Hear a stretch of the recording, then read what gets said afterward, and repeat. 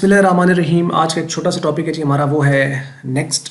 हमने पहले आपको बताया कि साइनॉप्सिस अपलोड कर दिया इसके ऊपर वीडियो कंसाइनमेंट की, जिसमें आपको ये बताया था कि पूरे चैप्टर्स के अंदर क्या कुछ हम करने जा रहे हैं। उसके बाद आपको कुछ बेसिक डेफिनेशंस जो थी वो आपको बता दी हैं। और अब आपका नेक्स्ट ये जो वीडियो है सीक्वेंस में देखिएगा, सीक्वेंस में देखोगे तो समझ आएगी, दरमियान से उठाओगे कुछ समझ नहीं आएगी। अगर आपने पिछली वीडियोज़ नहीं देखी तो ये तो आपको बेकार लगेगी शायद।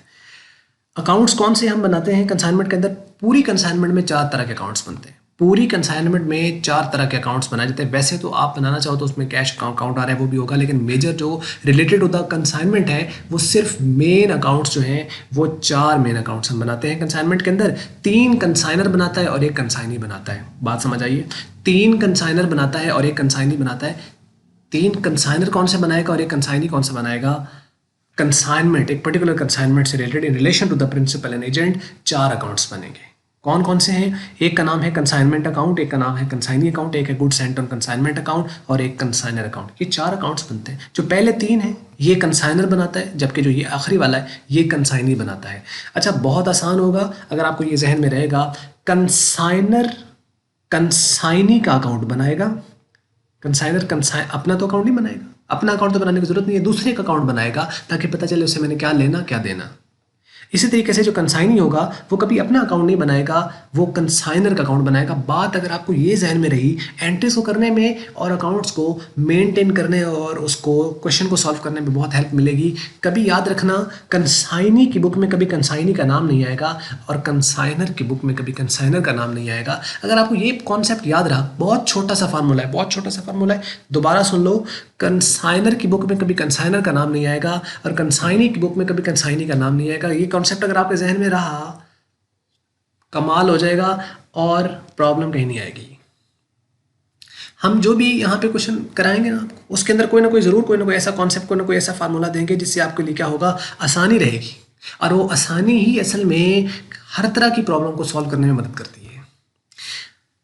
4 बातें कर दी हमने यहाँ पे कि 4 अकाउंट्स होंगे और पहला कंसाइनमेंट अकाउंट, उसके बाद consignee account, goods sent on consignment account और कंसाइनर अकाउंट। हाँ, प्रैक्टिकली जब आप इसको कर रहे हो तो उसके लिए ये एक टेम्परेरी अकाउंट्स होता है जिसको बनाने की जरूरत नहीं होती। तो हम 3 अकाउंट्स भी, जब वो कहते हैं ना क्वेश्चन के अंदर कि आप इसके लिए नेसेसरी अकाउंट्स बना दीजिए, तो जो नेसेसरी अकाउंट्स आपको बनाने की जरूरत पड़ेगी ना, वो कंसाइनमेंट अकाउंट, कंसाइनी अकाउंट और कंसाइनर अकाउंट बना लो। ज़्यादातर जो पेपर में क्वेश्चन आता होता है वो कहता है कि जी necessary account in the books of consignor बनाइए, तो फिर आपको सिर्फ ये 2 बनाने की जरूरत होगी। ये आप ना भी बनाएं तो चल जाएगा। मतलब necessary accounts in the books of consignor आपको 2 कौन से बनाने चाहिए? मेजर, क्योंकि टेम्परेरी अकाउंट्स होता है, गुड्स एंड कंसाइनमेंट क्लोज हो जाता है। कंसाइनमेंट अकाउंट और कंसाइनी अकाउंट ये 2 बना दीजिएगा। और अगर वो कंसाइनी की बुक में पूछता है तो सिर्फ उसका वैसे एक बनता है, कंसाइनर का अकाउंट। आइए हम इनको शुरू कर लेते हैं, क्या है, किस तरीके से और किससे रिलेट कर पा रहे हैं। कंसाइनमेंट अकाउंट, एक होती है कंसाइनमेंट, एक होती है कंसाइनमेंट अकाउंट। कंसाइनमेंट में एक अकाउंट बनता है कंसाइनमेंट अकाउंट, और ये कंसाइनमेंट अकाउंट कौन बनाता है? कंसाइनर बनाता है। कौन बनाता है? कंसाइनर बनाता है। जबरदस्त हो गया। कौन बनाएगा?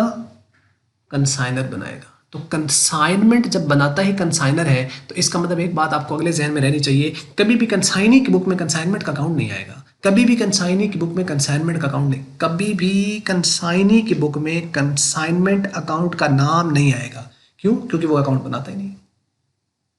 कंसाइनमेंट अकाउंट कंसाइनी बनाता ही नहीं है। इसका अंदर कंसाइनी की बुक में ना तो कंसाइनी का अपना नाम आएगा, ना कंसाइनमेंट का नाम आएगा, ना डेबिट में ना क्रेडिट में, और ना कंसाइनी खुद डेबिट में आएगा ना क्रेडिट में आएगा। ये बात तो क्लियर हो गई। अब ये वॉश हो जाना चाहिए, चीज़ जहन से निकल जानी चाहिए। इसलिए ये कि जी अच्छा, क्या कंसाइनमेंट कंसाइनी की बुक में आना है या कंसाइनर की बुक में आना है? पहला ही चीज़ कंसेप्ट यहाँ पे कॉन्सेप्ट क्लियर हो जाना चाहिए कि जो आपके पास कंसाइनमेंट है ना, ये बनाता ही कौन है? कंसाइनर। कंसाइनमेंट का अकाउंट बनाते ही कौन है? कंसाइनर। तो इसका मतलब कंसाइनी की बुक में कभी कंसाइनमेंट का अकाउंट नहीं आएगा। डेफिनेशंस यहाँ पे तो है, असल बात मैंने यही बतानी थी जो मैंने बता दी। बाकी तो डेफिनेशन स्क्रीन पे आप देख रहे हो, लिखा हुआ काम आता है, लेकिन जो बताने वाला होता है ना उसका काम ज़्यादा आता है, क्योंकि जो कॉन्सेप्ट वो देगा ना वो शायद कहीं काम आ जाएगा। आइए फिर भी हम इसको पढ़ लेते हैं। Account prepare to know the profit और लॉस ऑन कंसाइनमेंट। ऐसा अकाउंट जो कंसाइनमेंट का प्रॉफिट देखने के लिए बनाया जाता है उसको क्या कहते हैं? कंसाइनमेंट अकाउंट कहते हैं। It's nature is trading and profit and loss account. इसकी जो नेचर है वो ट्रेडिंग प्रॉफिट एंड लॉस की तरह की होती है। जैसे ट्रेडिंग अकाउंट बनता था ना, उसकी डेबिट साइड भी आपके परचेजेस होती थी, ओपनिंग स्टॉक होता था और कुछ डायरेक्ट एक्सपेंस होते थे, कुछ नहीं सारे डायरेक्ट एक्सपेंस इस तरफ होते थे, और क्रेडिट साइड पे आपके रेवेन्यू होते थे, जैसे सेल हो गया, जैसे कि क्लोजिंग स्टॉक हो गया, और अगर कोई सेल रिटर्न होते तो सेल में से माइनस करते थे। सेम नेचर आपकी कंसाइनमेंट अकाउंट की है। जैसे फर्स्ट ईयर में हमने बनाया ट्रेडिंग अकाउंट, फाइनल अकाउंट के अंदर ट्रेडिंग अकाउंट, बिल्कुल सेम उसी की जगह पे आके कंसाइनमेंट अकाउंट रुकेगा, बिल्कुल उसी तरह बनेगा। अच्छा, ट्रेडिंग से भी हमें प्रॉफिट मिलता था, लेकिन ठीक है, हम कहते थे ग्रॉस प्रॉफिट मिलता है। कौन सा मिलता है? ग्रॉस प्रॉफिट, या तो ग्रॉस लॉस या ग्रॉस प्रॉफिट। कंसाइनमेंट से आपको प्रॉफिट मिलेगा, और ये ग्रॉस नेट वाला नहीं है। ग्रॉस नेट तो ओवरऑल कंपनी पता नहीं कितने उसके अकाउंट चल रहे हैं, कितने कंसाइनी है, सारों से लेगा हिसाब खाता और अपने एंड पे बनाएगी ओवरऑल कंसोलिडेटेड स्टेटमेंट्स, जिससे उसको पता चलेगा कि मेरा प्रॉफिट चल रहा है, मेरा लॉस चल रहा है, वो उसमें एंड पे बताएगा। लेकिन यहां पे क्या होगा, सिर्फ एक पर्टिकुलर अकाउंट से वो इंफॉर्मेशन लेगा।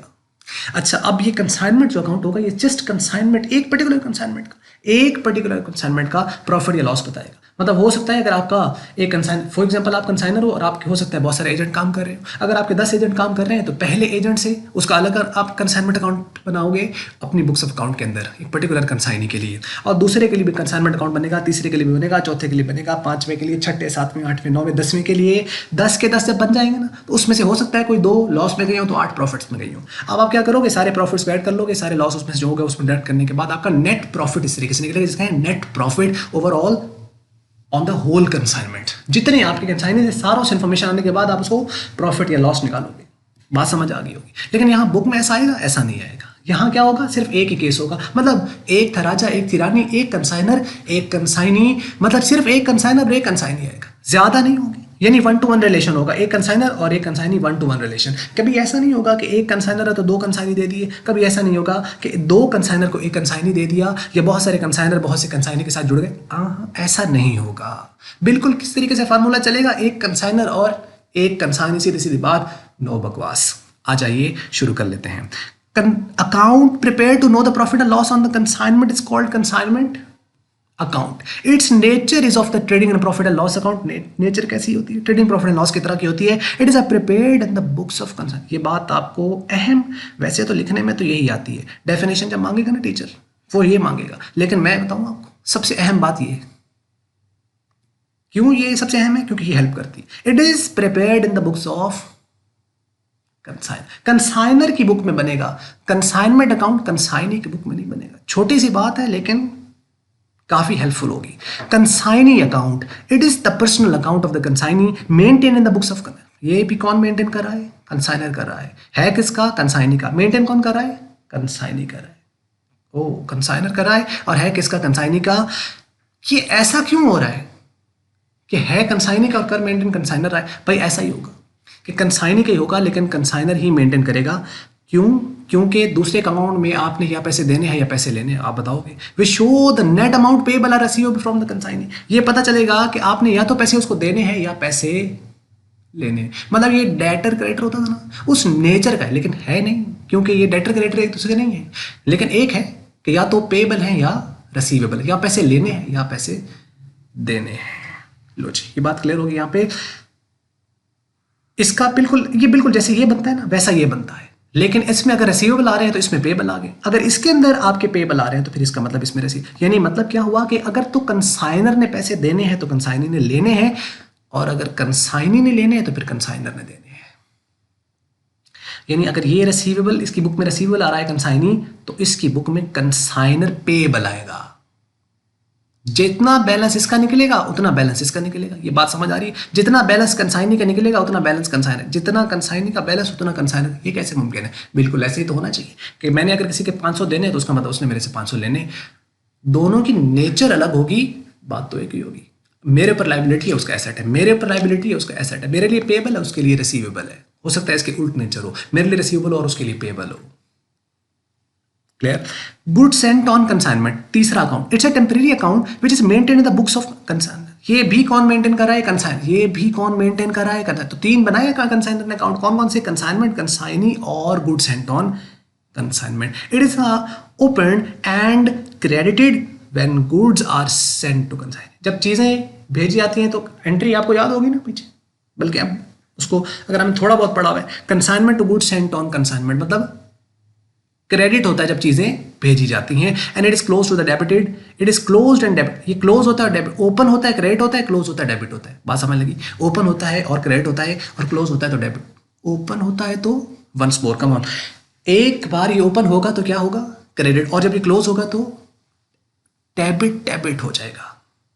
बात समझ लग गई कि इसको हमने ओपन किया तो क्रेडिट कर दिया, और जब इसको क्लोज करेंगे तो ओपन किया क्रेडिट कर दिया, और क्लोज किया तो डेबिट कर दिया। एक बार डेबिट एक बार क्रेडिट तो कैंसिल हो जाएगा। आपको पता है ना, एंट्री में हम करते हैं ना, तो एक बार उसको डेबिट लिखा फिर क्रेडिट लिखा तो कैंसिल हो जाते हैं, तो इसे कहता है नेट इफेक्ट उसका जीरो हो जाता है, जिसे नील बैलेंस कहते हैं। तो ये नील बैलेंस शो करेगा, ऑलवेज नील बैलेंस शो करता है। हो सकता है एमसीक्यूज में कहीं पूछ लिया जाए कि कंसाइनमेंट, गुड्स एंड कंसाइनमेंट आपके पास जो होता है कितना बैलेंस शो करेगा, डेबिट क्रेडिट या नील, तो नील शो करेगा, ना डेबिट ना क्रेडिट। क्यों? क्योंकि टेम्परेरी अकाउंट था, क्लोज हो गया। समझ लेगी, ये था, आ गया यहां तक। तो अब आइए नेक्स्ट इसको देखते हैं कि इट इज क्लोज्ड और debited when the goods are sold. जब बेच देगा ना तो उस वक्त ये डेबिट हो जाएगा। Then consignor account, consignor account कौन बनाएगा? कंसाइनी बनाएगा। It is a personal account of the consignor maintain in the books of consignor. किसका अकाउंट है? पर्सनल अकाउंट है किसका? कंसाइनर। और बना कौन रहा है? कंसाइनी बना रहा है अपनी बुक्स में, यानी कंसाइनमेंट इनवर्ड बुक्स में ये बन रहा है। इनवर्ड बुक्स पढ़ाई ना पीछे, समझ होगा आपको। Which show the net amount payable or receivable from the consignee. ये शो करते हैं कि नेट अमाउंट रिसीवेबल है या पेबल है। इसमें भी सेम डेफिनेशन है, सेम देखो यहाँ पे, it is the personal account of the, और it is the personal account of, यहाँ कंसाइनी और यहाँ कंसाइनर है।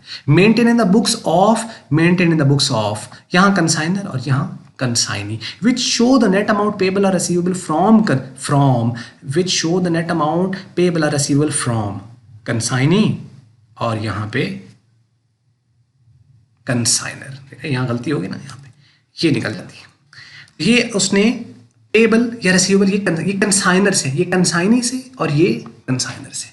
बात आपको समझ लग गई होगी, यानी सेम डेफिनेशन थी यहाँ पे, सिर्फ क्या हुआ, कंसाइनर कंसाइनी रिप्लेस हुआ, बात खत्म। क्लियर होगी बात यहाँ तक। बस ये थी आपके लिए एक छोटी सी वीडियो। अगर आपको अच्छी लगी तो लाइक कर लें, अच्छी नहीं लगी तो इसको डिसलाइक कर लें, और वीडियो देखने का आपका बहुत बहुत शुक्रिया।